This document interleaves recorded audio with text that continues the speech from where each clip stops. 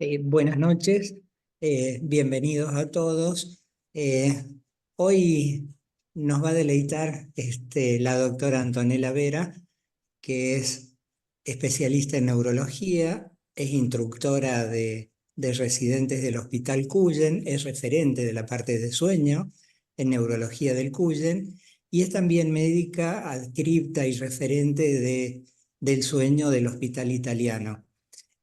Muy buena semióloga neurológica, así que, bueno, el sueño, la vida es un sueño, decía Calderón de la Barca, y en realidad quienes tenemos 75 años, o por ahí 25 años, lo pasamos durmiendo, más o menos. Una buena parte de la vida tiene que ver con esto. Así que, bueno, vamos a ver qué podemos hacer para ayudar a los pacientes con estas dificultades. Antonella, Hola, adelante. buenas noches. Ante que nada, muchas gracias por la invitación. Bueno, hoy vamos a hablar un poquito de lo que es abordaje de los trastornos del sueño. Esto es algo que es bastante general, así que si hay alguien que quiera saber algo más en detalle específico, me puede parar, preguntar, no hay ningún inconveniente. ¿Mm? No sé si ya puedo iniciar. Mm. Ujú. Sí, doctora. Inicialmente saber que el sueño tiene muchos beneficios, desde que fortalece el sistema inmunológico, protege el corazón, combate la depresión, recarga la energía, favorece el mejor rendimiento laboral y nos hace sentir más atractivos y vitales. Saber que los trastornos de sueño se pueden ver como el más, o sea, que tengamos un paciente que tenga somnolencia diurna, que tenga cansancio diurno, que tenga fatiga, o directamente que ya pasa a tener una hipersomnia en donde el paciente cae dormido. O al menos que tengamos un paciente que tenga insomnio, que tenga piernas inquietas durante la noche, que eso puede generar trastorno en la conciliación del sueño.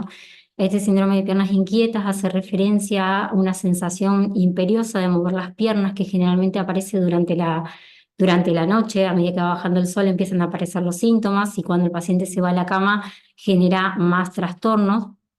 Después tenemos los calambres, que eso también puede generar un trastorno del sueño.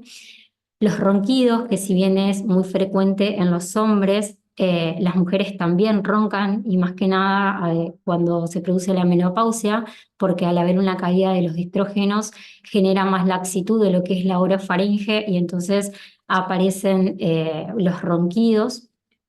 El sonambulismo también que si bien es muy frecuente en los niños, esto sería una parasomnia de sueño no REM. Hay un 20% de los niños que pasan a ser adultos y puede persistir este trastorno del sueño. El bruxismo, que también es bastante frecuente, que si bien es muy frecuente el bruxismo, hay bruxismos que son graves y que pueden rechinar de los dientes, puede fraccionar el sueño y generar lógicamente al otro día síntomas diurnos. Después, por otro lado, tenemos las parálisis del sueño, que si bien suelen ocurrir por ahí en los pacientes que se suelen asociar a hipersomnias, pacientes que tienen narcolepsia, es muy frecuente cuando uno se priva de sueño. Después vamos a hablar un poquito más de esto, pero cuando hay una privación de sueño, uno cae en una etapa que es el sueño REM, que el sueño REM es donde hay una atonía muscular, entonces es cuando soñamos, primero se despierta el cerebro y no nos podemos, o sea, no nos podemos mover y generalmente aparece cuando uno hace una privación crónica de sueño. Después hay otro tipo de trastornos que son los trastornos, se llaman de movimientos rítmicos durante el sueño, en donde hay necesidad de hacer algún tipo de movimiento para poder dormirse y esto generalmente es muy frecuente en los niños o en los chicos que tienen autismo, donde hacen algún tipo de movimiento, ya sea de balancearse el cuerpo, balancear la cabeza para poder conciliar el sueño. Por otro lado tenemos las pesadillas, los terrores nocturnos que ocurren más que nada en los niños, y hay algo que se llama trastorno del comportamiento durante el sueño REM, que son que el paciente actúa los sueños, vive los sueños, no se produce la atonía muscular que debería producirse en esta etapa de sueño y el paciente pierde esa atonía y actúa los sueños como si fueran reales. O sea, está dormido, pero los actúa. O sea, se pueden presentar de todas estas maneras como el más o el menos los trastornos del sueño. En cuanto al motivo de consulta frecuente que solemos tener, bueno, médico general o son los especialistas de sueño, son que el paciente tenga una falta o una mala calidad de sueño y hay que estudiarlo. ¿Por qué? Excesiva somnolencia diurna, como vimos, cansancio o fatiga atribuidos a un mal descanso nocturno, fenómenos motores durante el sueño, que fue un poquito de todo lo que hablamos, como que el paciente actúa en los sueños, que se levanta y deambula o que hace algún tipo de movimiento durante la noche. Los ronquidos, que por ahí los ronquidos pueden ser simples o que se acompañen de pausas respiratorias, y ahí uno tiene que sospechar que pueda o sea, que puedan existir apneas de sueño y que pueden ser digamos, percibidas por el paciente si tiene un ahogo nocturno, se despierta porque le faltó el aire o por algún familiar que presencie esas apneas de sueño. Esta es una historia clínica que, bueno, la realicé yo. Generalmente es una guía mía para todos los pacientes que van a mi consulta, en donde le hago todas estas preguntas para ir orientándome a qué patología puede tener el paciente, qué trastorno del sueño puede tener el paciente y cómo voy a definir, digamos, su tratamiento. Siempre es muy importante la edad del paciente porque no es lo mismo un niño, un adolescente que un adulto mayor. ¿Qué antecedentes tiene este paciente? ¿Qué medicación toma? Es muy importante por ahí la medicación que toman los pacientes porque por ahí los adultos mayores están polimedicados y vienen con betabloqueantes que pueden generar insomnio. Generalmente los betabloqueantes los suelen indicar a la noche y es una causa de insomnio. Al igual que la atorvastatina, la simvastatina, o sea, los hipolipemiantes que también se suelen indicar a la noche, pueden generar insomnio.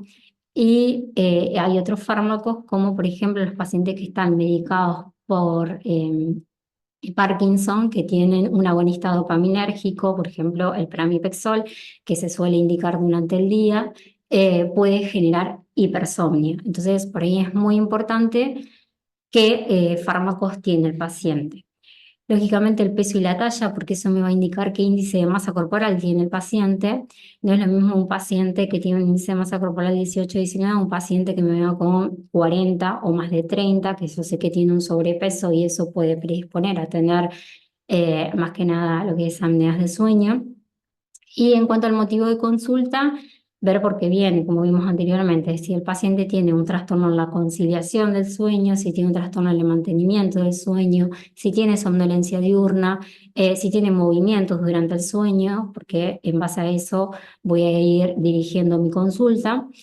Siempre le pregunto a los pacientes cuáles son sus horarios y ahí establezco si son horarios regulares o irregulares. ¿A qué hora se cuesta? El paciente es muy importante, porque por ahí eso me orienta que si tengo un paciente que se acuesta a las 3 de la mañana, no es lo mismo que se acuesta a las 10 de la noche. Si se acuesta a las 3 de la mañana me puede indicar que hay como un retraso en la fase, o sea que tiende a acostarse más tarde y a levantarse más tarde. ¿A qué hora se va a predisponer a dormir? Porque generalmente es muy frecuente que se acuesten, por ejemplo, a las 9, 10 de la noche y se predispongan a dormir a las 2 o 3 horas porque se quedan viendo una película en su cama. Una vez que se predispone a dormir, ¿cuánto tiempo tarda en conciliar el sueño? Eso también me va a dar una pauta, si hay un trastorno en la conciliación o no. Generalmente tardamos en dormirnos entre 15 y 20 minutos. Cuando tardamos más de 30 minutos hablamos de que hay un trastorno en la conciliación del sueño. Y una vez que se logra dormir, si hay algún despertar durante la noche, saber que los despertares durante la noche son bastante frecuentes, que tengamos 10 despertares o 10 microdespertares durante la noche, eso se considera normal, pero de esos 10 despertares, 2 o 3 van a ser conscientes, van a ser porque nos damos vuelta o porque nos levantamos para ir al baño. Y hay después microdespertares de los cuales no somos conscientes. Lo importante es que si tenemos un despertar durante la noche, si volvemos a conciliar rápidamente el sueño, no pasa nada, se considera dentro de los despertares normales. Distinto sería que volvamos a que tengamos un trastorno otra vez en la conciliación del sueño y ahí hablamos más de un insomnio de mantenimiento, que generalmente se le da jerarquía cuando ese despertar es más de 1 hora. Eh, ¿A qué hora se despierta el paciente y a qué hora se levanta? Generalmente los adultos mayores se tienden a despertar 6, 7 de la mañana y se quedan en la cama hasta las 10 de la mañana, 11 de la mañana. Eso puede variar mucho en cada paciente, pero les nombro un poco en frecuencia. Y en esas horas generan como dormitares. Entonces, a mí me orienta mucho saber a qué hora se despierta y a qué hora se levanta. Una vez que se levantó el paciente, si tiene un sueño reparador o no, si duerme siestas y cuánto tiempo duerme de siestas, porque por ahí las siestas son muy frecuentes y lo vamos a ver un poquito más adelante, pero generalmente las siestas recomendadas son de 20 minutos, porque o sea, esa siesta tenemos que hacer solo un sueño superficial y no pasar a otras etapas de sueño y por ahí se quedan durmiendo hora, hora y media, 2 horas de siesta, así que por ahí es muy importante preguntar cuánto tiempo. Preguntar si sabe si ronca y por ahí a veces los pacientes no saben que ronca y eso es más que nada porque se lo dijeron.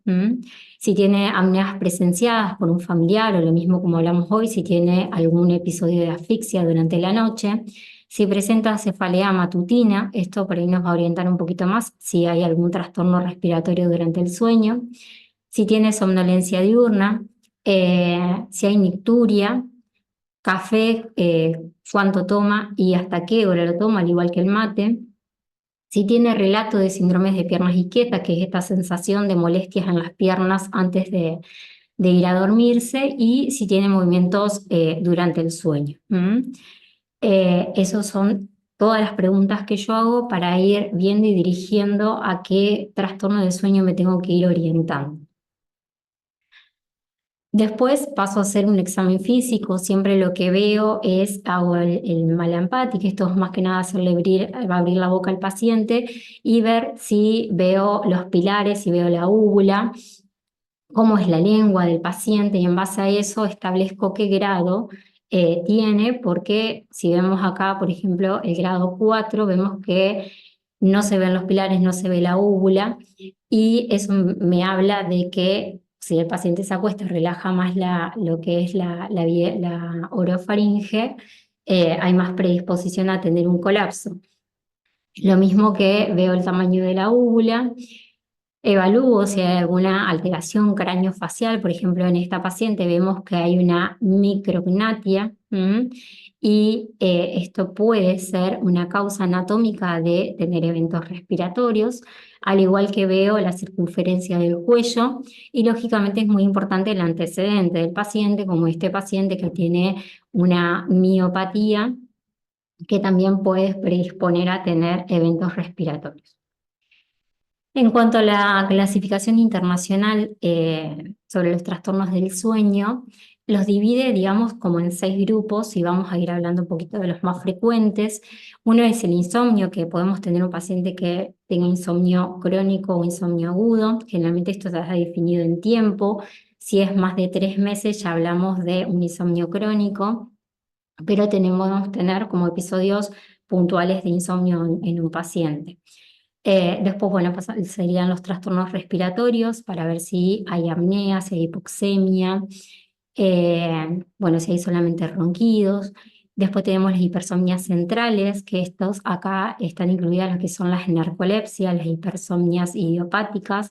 Hay otros síndromes que son un poco más raros. Está el síndrome de sueño insuficiente, o sea, que el paciente en realidad venga privado de sueño y genere una hipersomnia. Después tenemos trastorno del ritmo sueño-vigilia, que acá hablamos un poquito de lo que es la fase retrasada del sueño, que es cuando un paciente tiende a acostarse más tarde y a levantarse más tarde. Esto por ahí sucedió y se ve por ahí en los chicos, que con las pantallas están hasta más tarde y tienden a dormirse más tarde. Y la fase de sueño avanzada es cuando uno se acuesta más temprano, que eso suele ocurrir más que nada en el adulto mayor, en donde ya a las 7, 8 de la noche ya están acostados. La fase de sueño irregular ocurre más que nada en los pacientes que tienen deterioro cognitivo, porque al estar deteriorado también su ritmo circadiano no identifican si es de día, si es de noche, entonces acá es muy importante la exposición solar. Bueno, el trabajo por turnos, el jet lag, que es cuando viajamos a otro país en donde hay un cambio en el uso horario. Y después tenemos las parasomnias, que se pueden dividir en parasomnias de sueño REM y no REM, ahora vamos a hablar un poquito de esas. Y después los trastornos anormales, o sea, movimientos anormales que ocurren durante el sueño. Como hablamos hoy un poquito de las piernas inquietas, que eso es un diagnóstico que se da más que nada, es clínico. El paciente refiere que le molestan mucho las piernas y necesita moverlas para poder calmar ese movimiento, que distinto es a la caticia. La caticia por ahí se ve que más el paciente está durante todo el día con una inquietud motora y necesita moverse. En cambio, el síndrome de piernas inquietas suele aparecer durante la noche únicamente, y una vez que el paciente concilia el sueño, mejoran los síntomas. Pero por ahí este síndrome de piernas inquietas se suele asociar a movimientos periódicos de piernas, que son pequeños movimientos que ocurren en los dedos de los pies, que pues suelen fraccionar el sueño y son una causa de insomnio de mantenimiento y de generar, al tener un sueño fraccionado también, generan somnolencia diurna. Bueno, los calambres durante el sueño, el bruxismo, mioclonías, que esos son otros trastornos de movimiento que están descritos. En cuanto al insomnio, saber que un paciente que tiene insomnio va a estar despierto durante todo el día, saber que es un paciente que, a pesar de tener todas las medidas que debería tener, que debería cumplir, no puede dormir, o sea, se acuesta y no puede dormir. Entonces, eso va generando como una privación crónica de sueño. Y siempre es muy importante preguntarle, bueno, si hay un trastorno en la conciliación, como hablamos, o en el mantenimiento del sueño, para que nos oriente también a ver cómo vamos a realizar el tratamiento. Pero bueno, más que nada es esto de que sepan que un paciente que se predispone a dormir no puede dormir en ningún momento. Generalmente el insomnio se suele asociar a algún trastorno médico, psiquiátrico, o se suele asociar a otros trastornos del sueño. Lo que puede generar el insomnio persistente es una angustia, un deterioro funcional, y se vio que los pacientes que no duermen, o sea, que ya tienen insomnio crónico con una evolución de más de 2 años, pueden generar depresión, hipertensión, incapacidad laboral, y también se describe que pueden desarrollar Alzheimer. Ahora les voy a comentar un poquito más. La terapia inicial para un paciente que tiene insomnio es la terapia cognitivo-conductual. La terapia cognitivo-conductual es una terapia que la realizan psicólogos especialistas directamente en esta terapia cognitivo-conductual, que consta de entre 4 y 8 sesiones, y es la primera línea para este tipo de patologías. Lo que hacen en esas sesiones es buscar estrategias prácticas que modifiquen todos los hábitos de sueño, que establezcan horarios regulares, tratan de reducir los despertares durante el sueño y replantear, bueno, las creencias inútiles sobre el sueño y el insomnio. Generalmente también es muy importante ver cuál es el paciente que es candidato a realizar este tipo de terapia, y por eso es muy importante también el interrogatorio y ver qué es lo que predomina en el paciente, porque por ahí, si tengo un paciente yo detecto en la consulta que es muy ansioso, voy a tratar la ansiedad inicialmente. Yo sé que tratando su ansiedad va a mejorar su trastorno de sueño, y en ese paciente no sería aplicable esta terapia cognitivo-conductual. Entonces, por ahí es aprender a distinguir qué paciente requiere esta terapia. No todos los fármacos están indicados para insomnio. Saber que los que están aprobados solamente por la FDA son los agonistas de los receptores de benzodiazepina, como el zolpidem, la zopiclona, la sopiquilona, y los antagonistas duales de receptores de orexina, como el Suvaroxan se llama, que no está disponible acá en Argentina, y la doxepina, que es un antidepresivo que está indicado para el insomnio de mantenimiento. Y después no hay otros fármacos, digamos, por lo menos no aprobados por la FDA, como los medicamentos de venta libre, como ser la melatonina, lo que es la valeriana, la pasiflora, que por ahí se indican como tratamientos para el insomnio. Eso no hay mucha evidencia en sí, ni al igual que los antipsicóticos como la quetiapina, que por ahí lo suelen indicar porque tiene un efecto sedativo. No está demostrado, si bien se indica, no está aprobado, digamos, por la FDA. Así que bueno, eso por ahí tener un poquito en cuenta, que por ahí también uno, por ejemplo, yo cuando mando a hacer la terapia cognitivo-conductual también veo si es necesario hacer un tratamiento farmacológico conjunto, o sea, puede mejorar el insomnio más que nada cuando el paciente ya viene de bastante tiempo y vemos que la terapia cognitivo-conductual va a tardar en hacer efecto. Bueno, uno puede hacer un tratamiento farmacológico conjunto, pero saber que la terapia cognitivo-conductual es la indicada.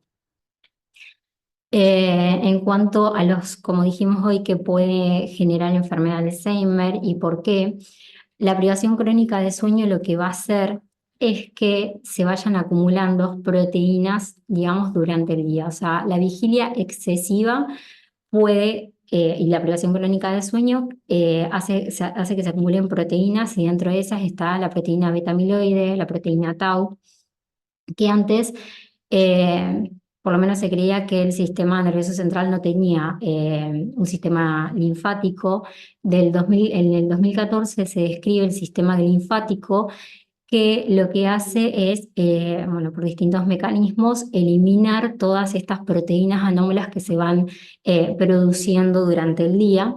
Y este sistema linfático suele actuar o actúa durante el sueño profundo, que es el sueño de ondas lentas, el sueño más reparador. Hacen que se eliminen esas toxinas. Entonces, lo que se cree es que la privación crónica de sueño podría desarrollar, bueno, la enfermedad de Alzheimer. ¿Cuáles son comportamientos y hábitos que van a contribuir al insomnio? Las siestas diurnas frecuentes, eso lógicamente que va a perpetuar el síntoma. Pasar demasiado tiempo en cama, hacer ejercicios nocturnos. Generalmente los ejercicios se recomiendan que sean 2 a 3 horas antes de acostarse a dormir. La exposición insuficiente a la luz brillante, el exceso de cafeína, el consumo de alcohol durante la noche. Por ahí el consumo de alcohol, tener en cuenta que por ahí los pacientes dicen: yo tomo un poquito de alcohol, me relaja y me duermo.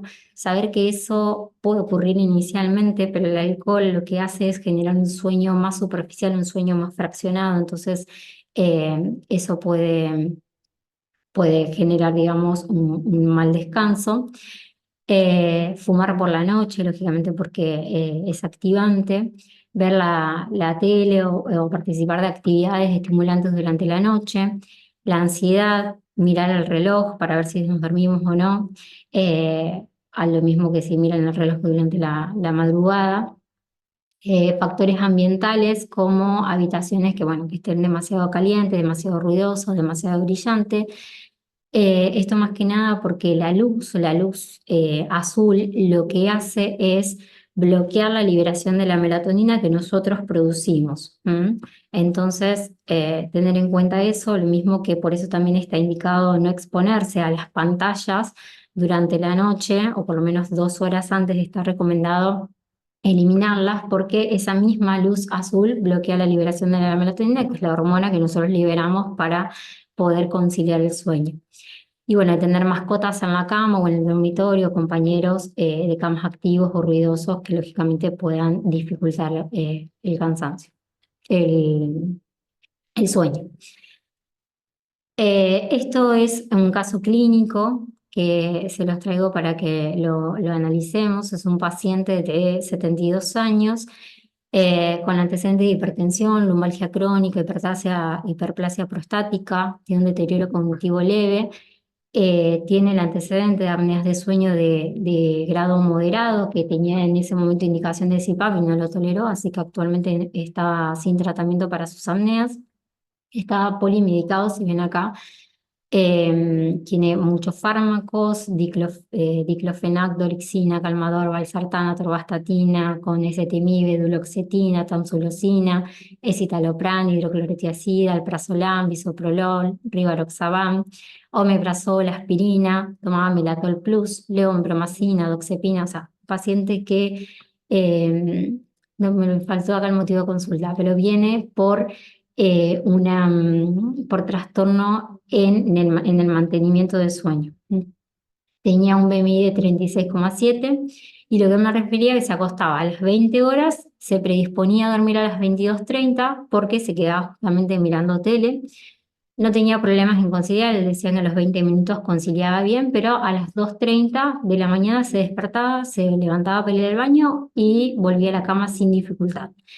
Tenía varios despertares, pero volvía a conciliar y se despertaba a las 6:30, pero seguía dormitando hasta las 9 de la mañana que se levantaba. Él, de todo ese tiempo en cama, consideraba que dormía 6 horas y sentía que, bueno, su sueño era reparador y dormía siestas de 1 hora y media. Lógicamente no tenía antecedentes, ya sabía que roncaba, tenía episodios de asfixia, cefalea matutina, todos síntomas de sus apneas de sueño. Refería somnolencia diurna y también nicturia. No realizaba actividad física y tomaba solamente café a la mañana y a la tarde y el mate no tomaba. Si uno se pone a analizar cómo es el paciente venía porque tenía como un trastorno en el mantenimiento del sueño y lo que a él le molestaba era que se despertaba a las 6:30 de la mañana. Si vemos que él se predispone a dormir a las 22 horas, 22:30 hasta las 6:30 son 8 horas. En un adulto mayor generalmente, ahora vamos a ver un poquito más, pero disminuyen las horas de sueño. Y si analizamos cuánto tiempo en cama el paciente, pasaba prácticamente entre 12 horas más o menos, o entre 10 o 11 horas en cama. Entonces, por ahí en los adultos mayores esto está interpretado de que es un insomnio, porque él tenía eso que se levantaba a las 6:30 y no podía volver a dormir. Pero si uno se pone a analizar, son muchas horas en cama, mucho en tiempo en cama, de los cuales seguramente él ha de requerir 6 horas y media, 7 horas de sueño. Entonces, por ahí se ve interpretado en los adultos mayores que tienen insomnio y en realidad es porque pasan muchas horas en cama.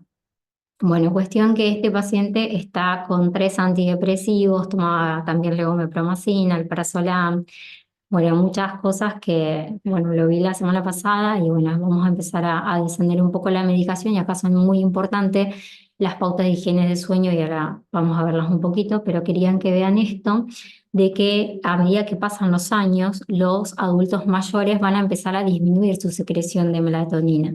A partir de los 50 años cae la producción, al igual que el cristalino se torna más amarillento, entonces tenemos menos dilatación pupilar, y eso hace por ahí que entre menos la luz y que no se produzca la adecuada producción de melatonina. Acá vemos que a medida que van pasando los años, o sea, van disminuyendo las horas de sueño y por ahí un adulto mayor requiere entre 7 y 8, pero no es anormal que tengamos adultos mayores que requieran de 5 a 6 horas. Bueno, a mi paciente lógicamente le indiqué todas las pautas de higiene de sueño, le expliqué por qué también ocurría esto, porque pasaba mucho tiempo en cama, que él entienda que no es un insomnio y que no necesitamos mucha medicación para poder tratar este trastorno del sueño, sino que es más una pauta de ordenar sus horarios. Le pedí que tenga horarios regulares, que se acueste y que vaya a la cama cuando tiene sueño. Por ahí en los adultos mayores es muy difícil porque ya tienen frío y bueno, se acuestan a dormir antes. Que utilice solamente la cama para dormir. Eliminar lógicamente el consumo de alguna sustancia que afecte en el sueño, que duerma en un colchón, una almohada confortable, que evite comidas copiosas en la cena, al igual que no utilice pantallas durante la noche. Dormía siesta de 1 hora y media, así que bueno, le sugerí disminuir el tiempo, por lo menos que sean 20 minutos. Y en el caso de no poder dormir, generalmente esto es como otra pauta, pero si el paciente pasan estimativamente 20 minutos y vemos que no logra conciliar, lo recomendable es que el paciente se levante de la cama, salga de la cama, se vaya a un sillón, que se relaje y vuelva a la cama solamente cuando tenga sueño.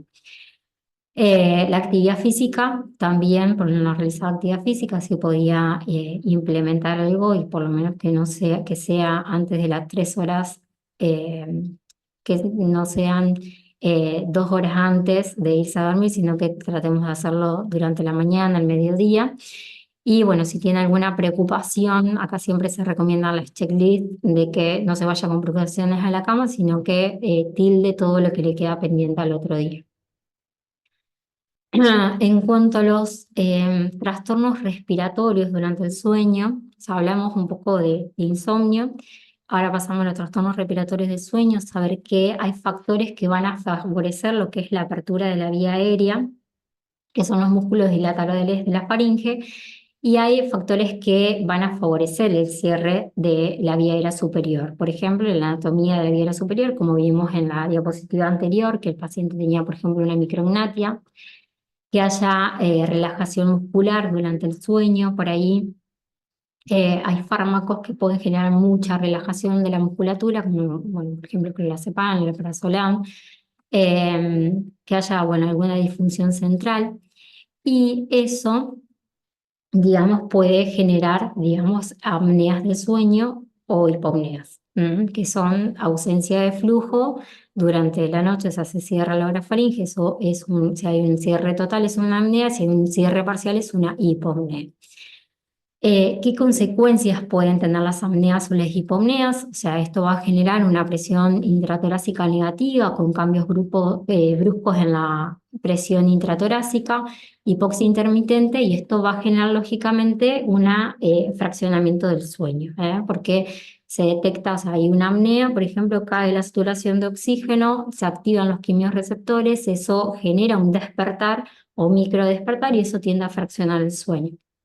Hay factores que van a predisponer a tener estas apneas, como ser la obesidad, la predisposición genética, que el paciente tenga alguna comorbilidad cardiovascular, el tabaquismo o el síndrome metabólico. Y estas apneas a su vez, digamos, pueden generar hiperactividad simpática, inflamación sistémica, estrés oxidativo, disfunción endotelial, hipercoagulabilidad y a consecuencia nos puede generar hipertensión, enfermedad cerebrovascular, patología coronaria, arritmia, diabetes. Son las consecuencias que pueden tener estos trastornos respiratorios, que si bien, digamos, también está, digamos, dentro de las causas de lo que te puede generar un ACV, que el paciente tenga apneas de sueño, y dentro de las causas, digamos, que te puedan generar ACV está el insomnio también, para ver un poquito. Las piernas inquietas, los movimientos periódicos de piernas, también se vio que el síndrome de piernas inquietas o los movimientos periódicos de pierna pueden generar una desregulación metabólica, estrés oxidativo, entonces eso puede predisponer a tener un evento cardiovascular, y más que nada cuando los índices de movimientos periódicos de piernas son altos, más de 30 se considera hoy en día que es un factor de riesgo cardiovascular. Lo mismo que la duración del sueño. Si es una duración de sueño corta o larga, y acá está si dormimos menos de 5 horas, se considera un factor de riesgo para stroke, y si dormimos más de 9 horas también se considera un factor de riesgo, porque la prolongación o las horas de sueño prolongada pueden generar procesos inflamatorios, alteraciones en el metabolismo de los lípidos, puede generar aterosclerosis carotidia y fibrilación auricular. Así que el dormir poco o el dormir mucho, menos de 5 o más de 9, se considera hoy en día un factor de riesgo. Este es un estudio que se hizo el año pasado, que era qué relación había entre los patrones del sueño y el riesgo de sufrir un accidente cerebrovascular agudo. Se tomaron 4.496 participantes de 32 países. Se los compararon con grupo control y se hicieron cuestionarios de sueño. Acá hubo pacientes que habían tenido un accidente cerebrovascular isquémico y hemorrágico y se los compararon con el grupo control y vieron qué factores había asociado. El ronquido. Y acá, bueno, se había asociado con, perdón, con los ronquidos, con la etnicidad y la región geográfica. Acá es un poquito lo que vimos, que los factores asociados a accidente cerebrovascular, como el sueño corto, o sea, menos de 5 horas, un sueño prolongado, en un factor de riesgo, al igual que si tenían dificultad para conciliar el sueño, si había dificultad para mantener el sueño, si eran siestas planificadas o no, también fue un factor de riesgo. Si tenían síntomas de sueño acumuladas, digamos, y que hayan tenido también privación crónica del sueño, se lo considera un factor de riesgo. Y bueno, lógicamente las apneas y los ronquidos. Volviendo un poquito a los trastornos respiratorios, ¿cuál es el gol estándar para realizar el diagnóstico? Es la polisomnografía. Saber que la polisomnografía es un estudio de sueño que lo que hace es detectar si hay apneas o no, y bueno, lógicamente ve otros parámetros que ahora lo vamos a ver, pero por ahí si uno tiene una alta probabilidad de que el paciente tenga apneas de sueño, y eso lo vemos por ahí por las características que tenga el paciente, de que tenga sobrepeso, que tenga cuello ancho, y además que me haga tenga somnolencia diurna, que me va a sospechar que pueda tener apneas de sueño de grado moderado severo, yo le puedo realizar solamente una poligrafía, que es un estudio de sueño que ve cómo el paciente respira durante la noche y cómo satura, y ahí puedo establecer, digamos, un diagnóstico. Ahora sí, sospecho que pueda ser menos, o sea, que el paciente tenga apneas de sueño, pero por ahí no manifiesta tanta somnolencia diurna, y eso por ahí se ve asociado a otro trastorno de sueño, como algún tipo de movimiento que tenga durante el sueño, o el paciente que tenga asociada otra patología, o que tenga algún otro síntoma, el paciente, por ejemplo, depresión. Bueno, ahí estaría indicado realizar la polisomnografía. Para ver un poquito, digamos, qué es un estudio de sueños, una polisomnografía, lo que hace es un registro simultáneo de múltiples parámetros fisiológicos durante el sueño, en donde se van a colocar electrodos en la cabeza. Se colocan electrodos para ver cómo se va ordenando las etapas de sueño, en qué estadio de sueño está. Hace un electrooculograma para ver los movimientos oculares, electrodos del mentón, más que nada para ver cómo está el tono del mentón, si hay bruxismo o no, y aparte nos ayuda a diferenciar otras etapas del sueño. Un sensor de ronquido, una banda en el tórax, otra en el abdomen para ver si hay esfuerzo respiratorio, electrodos en las piernas y un saturómetro de oxígeno y una canulita nasal. Entonces vemos cómo se ordenan las etapas del sueño, cómo el paciente se mueve, cómo respira durante la noche, distinto, digamos, a una poligrafía que tenemos estos sensores. Solamente digamos, la banda del tórax, abdomen, saturómetro de oxígeno y bueno, ronquido y canulita nasal que ve la parte respiratoria. Una vez que, bueno, en cuanto al tratamiento en sí de las apneas de sueño, siempre los pacientes, dependiendo del grado, porque todos podemos tener apneas de sueño, hasta 5 apneas de sueño sería considerado dentro del valor normal. Después ya pasaríamos de 5 a 15 que sea grado leve, más de 15 moderado y más de 30 severo. En base a qué tipo de grado tenga, bueno, le vamos a indicar un tratamiento. Generalmente se indican las medidas higiénico-dietéticas, que son perder de peso, dormir en cúbito lateral, evitar el tabaco, realizar ejercicio, dormir las horas suficientes, evitar alcohol y sedantes durante la noche y tratar la obstrucción nasal y el reflujo gastroesofágico en el caso que el paciente los tenga. Si yo detecto por polisomnografía o poligrafía que tengo una apnea de sueño de grado moderado o severo, el tratamiento va a ser con un dispositivo que es el CPAP, que lo que hace es abrir la vía aérea a través de un sistema de presión positiva, y bueno, el paciente lo utiliza cuando se duerme. Hay niveles de estudios del sueño. Tenemos un nivel 1 que es una polisomnografía con técnico, o sea, eso digamos, sería como el gol estándar, que siempre, bueno, tiene que estar supervisada. El nivel 2 tenemos la poligrafía ambulatoria, en donde hay una supervisión técnica. El nivel 3 sería una poligrafía y el nivel 4 sería una oximetría. Pasando un poquito a los trastornos motores durante el sueño, hablamos un poquito hoy del síndrome de piernas inquietas. Por ahí es como lo más frecuente que le pueden llegar a consultar. Este síndrome de piernas inquietas, como dijimos, es la sensación imperiosa de mover las piernas y generalmente tiene que ver con un déficit en el depósito del hierro.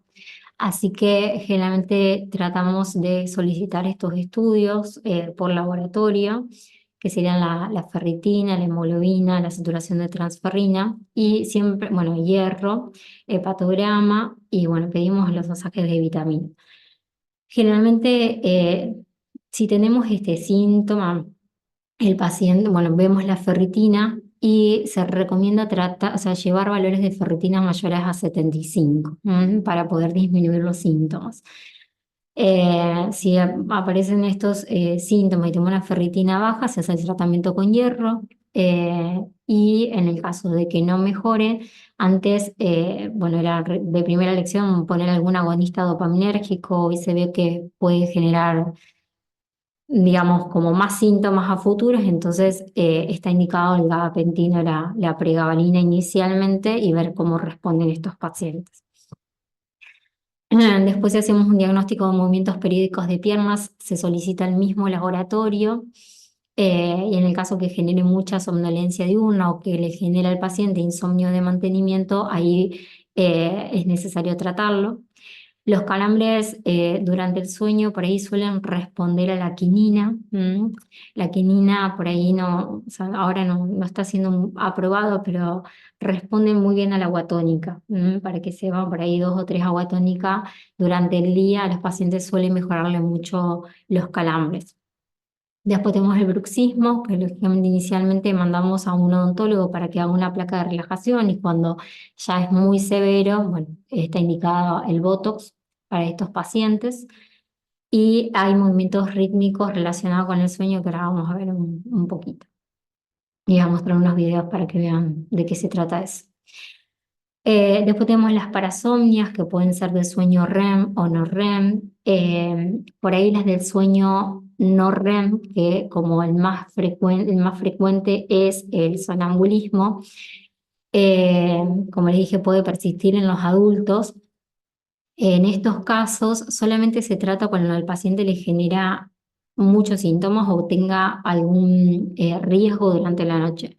Hay pacientes que se levantan, cocinan, fuman, dormidos, ¿no? Y bueno, se despiertan al otro día. En esos casos que el paciente corre riesgo, ahí estaría indicado iniciar el tratamiento y sería el clonazepam, que es lo que estaría indicado. Sino generalmente en estos pacientes se le dan algunas medidas como que no se prive de sueño, para no generar, se llama sueño de ondas lentas de rebote, que pueden aparecer porque el sonambulismo en sí aparece a partir de una etapa que es la del sueño profundo. Entonces, para evitar eso hay que, no se tienen que privar de sueño y se debe evitar también que coman como muchas comidas durante o comidas abundantes a la noche. Eso generalmente se le indica a los pacientes, esto como dentro de lo más frecuente. ¿Cuándo le voy a pedir una polisomnografía a un paciente que yo sospeche una parasomnia no REM? O sea, más que nada en estos casos es, como les dije, el sonambulismo, porque por ahí cuando se despiertan durante la noche, deambulan y demás, uno lo quiere hacer como un diagnóstico diferencial a ver si podría ser que el paciente tenga alguna convulsión.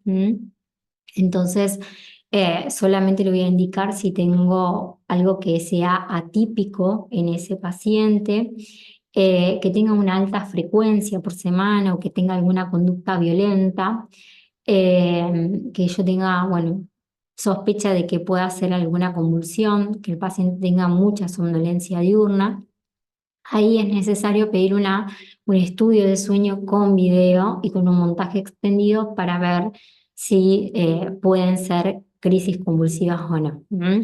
Generalmente el paciente que tiene una parasomnia del sueño REM, que es sonámbulo, suele deambular. ¿Mm? Y ocurre siempre a partir del sueño profundo. En cambio, los pacientes que pueden tener una crisis son como conductas más violentas, se suelen caer de la cama, no suelen deambular durante la noche, por lo menos para por ahí hacer un diagnóstico diferencial. Este primero se lo voy a mostrar y después le voy a contar un poquito de qué se trata.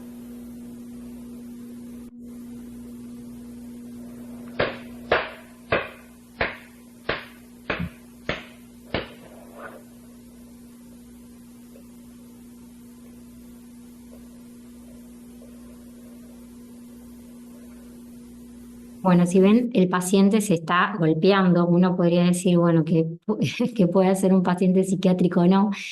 Esto está dentro de los trastornos de movimiento durante el sueño y son movimientos rítmicos relacionados con el sueño. El paciente necesita golpearse para poder dormir. ¿Mm?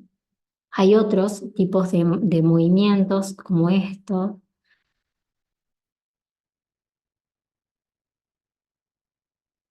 Ve que hace movimiento de todo el cuerpo hacia un lado, hacia el otro,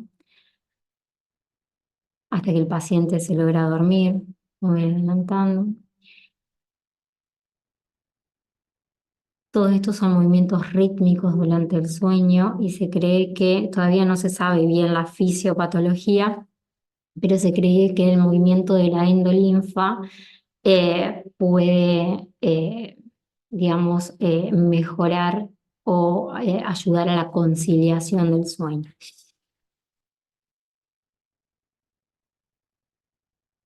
Generalmente no están asociados a alguna patología, eh, se considera, digamos, que es normal y salvo que moleste mucho al paciente se trata, pero si no, no. Bueno, este mueve la cabeza para poder dormirse.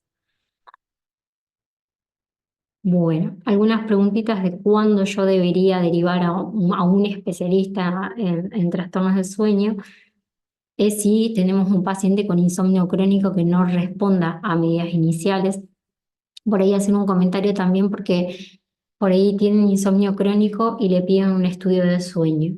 Si ese insomnio no está, digamos, no está resuelto, es muy difícil que podamos hacer un estudio de sueño porque el paciente no va a dormir nada. Entonces, por ahí uno trata de estabilizar un poco su sueño, ya sea con pautas de higiene de sueño, con inicialmente una medida farmacológica. Vemos la evolución y si vemos que persisten los síntomas de insomnio, uno lo que puede hacer es estudiar si hay alguna causa que pueda predisponer a ese insomnio, como por ejemplo movimientos periódicos de pierna, apneas de sueño. Por ahí se suele asociar el insomnio y las apneas, hoy en día se le da el nombre de comisa. Entonces, que tengan alguna causa neurofisiológica que tenga tratamiento y que pueda mejorar ese insomnio. Bueno, derivar también cuando tengamos sospecha de apnea obstructiva del sueño, apnea central, que haya trastorno del ritmo circadiano que pueda afectar significativamente la vida diaria. Y esto más que nada por ahí los pacientes que se duermen muy tarde. Tengo pacientes que se duermen a las 5 o 6 de la mañana y el otro día tienen que entrar a trabajar a las 7, a las 8, no duermen nada. Así que por ahí es muy importante hacer mucho hincapié en las pautas de higiene del sueño y organizar sus horarios. Si tienen, bueno, trastornos de movimientos relacionados con el sueño, como el síndrome de piernas inquietas, si sospecho que tenga alguna parasomnia, si tienen somnolencia diurna excesiva sin explicación aparente, si tengo una narcolepsia sospechada basada, bueno, en síntomas clínicos, o si tengo algún resultado, alguna prueba diagnóstica que sugiera la necesidad de una evaluación adicional. ¿Mm? Bueno, y esto es como toda la generalidad. No sé si tienen alguna pregunta específica, si quieren que ampliemos algo, porque la verdad que son muchos trastornos de sueño que cada uno sería como una clase completa, así que bueno, va más desde la generalidad.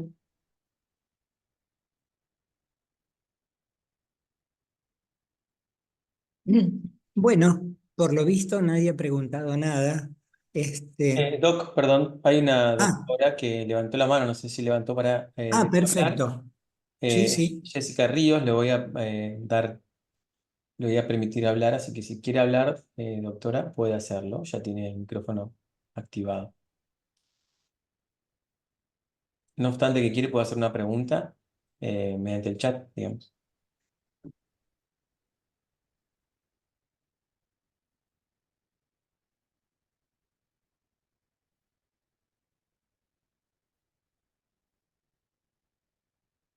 Em, Mientras la doctora puede habilitar el micrófono, un par de comentarios que a lo mejor son útiles. Bueno, sí, Em, Por ahí, dentro de la higiene del sueño, mencionabas que no tienen evidencia, qué sé yo, la valeriana, la pasiflora y ese tipo de cosas.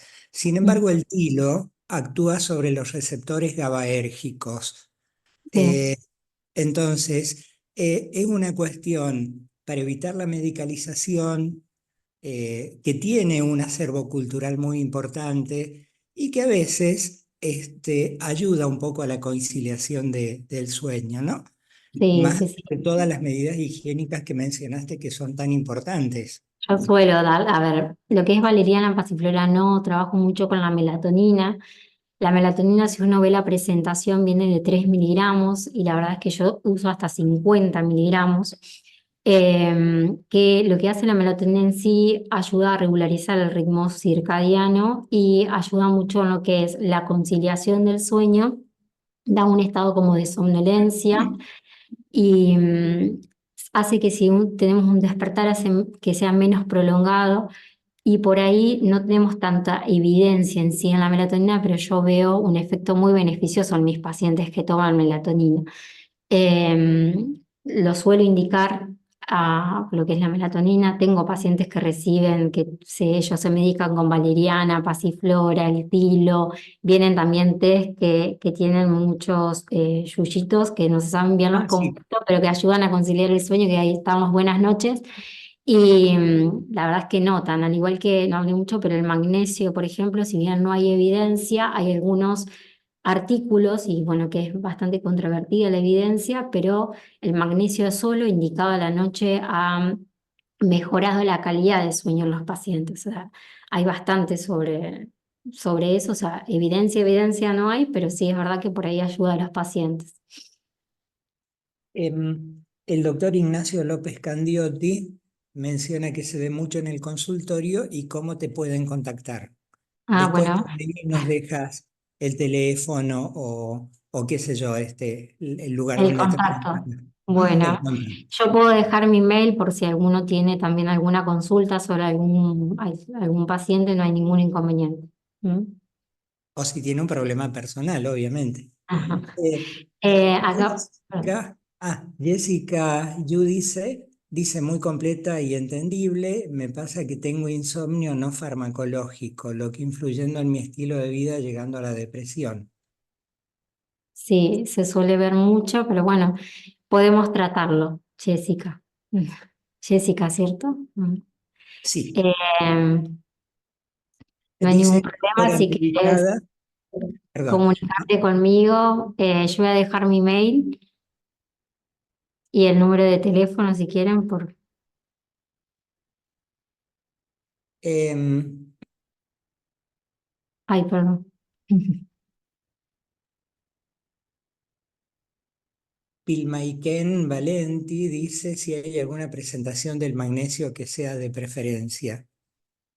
Generalmente se recomienda el magnesio solo, que es el citrato de magnesio, sulfato de magnesio de 400 miligramos, pero tiene que ser magnesio solo, porque por ahí viene combinado y suele estimular al paciente y eso está indicado durante el día.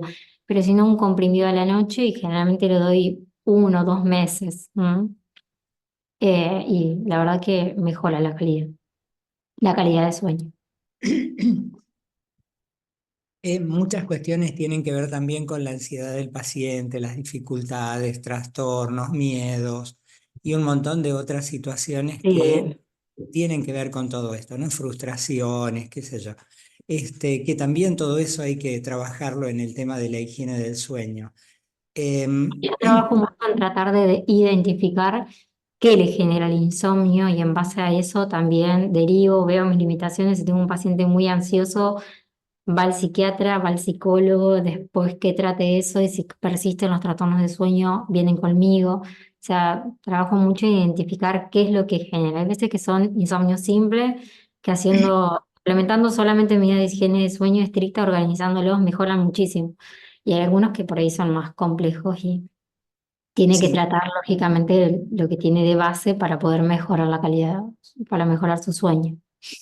eh, una cosa que tiene que ver con la ansiedad que me funciona bastante bien es un tratamiento ruso. ¿Cómo? Cuando, ¿Tratamiento? ruso, cuando la Ah, carrera aeroespacial, ¿te acuerdas? Que competían los norteamericanos y los rusos, se dieron cuenta de que los bolígrafos no escribían en la gravedad cero. Entonces los americanos, los norteamericanos, hicieron un programa para hacer lapiceras que escriban donde no había gravedad. mm. Gastaron $100 millones. Los rusos fueron más prácticos. A los astronautas le dieron un lápiz. El lápiz escribe en cualquier situación. ¿Por qué digo esto? Porque muchas veces en pacientes ansiosos, a las 3 de la mañana, a las 2:30 se despiertan y se ponen a pensar. Y un pensamiento te lleva a otro y a otro y a otro y a otro. Entonces, perdón por el, el reloj, ya termina. Entonces, en esos pensamientos aparece de que al otro día tiene que pagar la boleta de la luz, o que tiene que hablar con Juancito, o que tiene... Entonces se queda toda la noche pensando en eso, no duerme, no logra conciliar el sueño y al otro día se olvida. Entonces yo les digo que dejen una libretita y un lápiz, no virome, lápiz, cosa de que sin moverse demasiado pongan luz o pongan Pepito o pongan lo que sea. La idea es que lo dejen ahí. Eso escribe para arriba, para abajo, para todos lados y al otro día, y así pueden volver a dormirse. Sí, pues estaba en los checklists tratar de El no dejar checklist, ninguna tarea pendiente, así no se acuestan pensando qué es lo que tienen que hacer al otro día. eso es. Bueno, Agostina Sánchez nos dice, gracias Anto, súper claro, excelente Ujú. presentación. Bueno, La muchas doctora gracias. Nancy García levantó la mano, ya tiene activado el audio si quiere hablar. No sé si habrá sido por Perfecto. accidente, pero si quiere activar su audio ya lo puede hacer.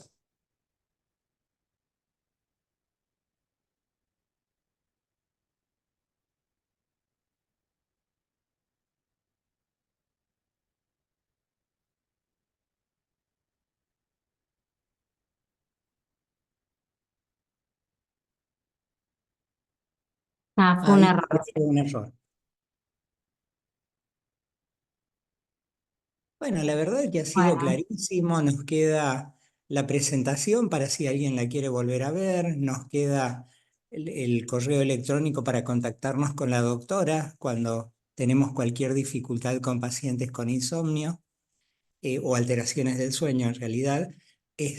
Así que bueno, muchas gracias. Hay muchas felicitaciones.